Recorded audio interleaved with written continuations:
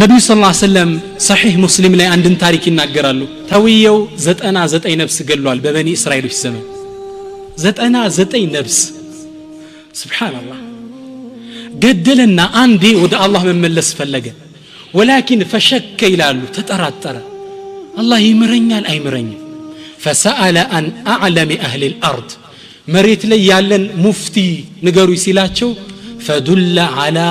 رجل عابد الراهب الله نميقز عابد راهب كونس وعملاكتو علمك لله هدنا لزاسو منالو اني زتي سو قدي يالو بملس الله يمرنيا لنوي ያን ራሂብ ዓቢዶች ናቸው ራሂቦች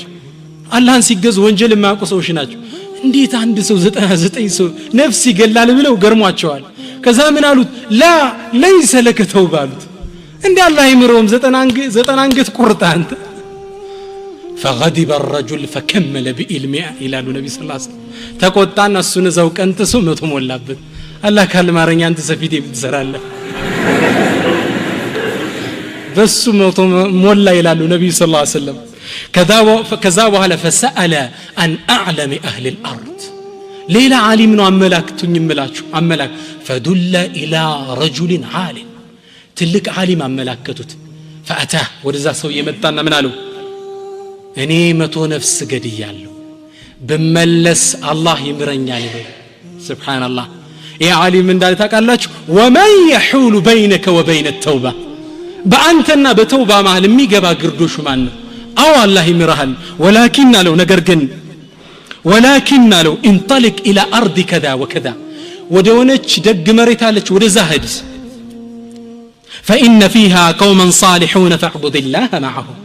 ከነዛ ጋር ሄድና ደጋግ ሰዎች የሚኖሩበት ቦታ ነው ከነሱ ጋር ሄዳ አላህን ተገዛል ولا ترجع الى بلدك ወደ ሰፈር ወደ ሀገር እንዳትመለስ فإنها أرض سوء የመጥፎ ሰዎች ቦታ ናት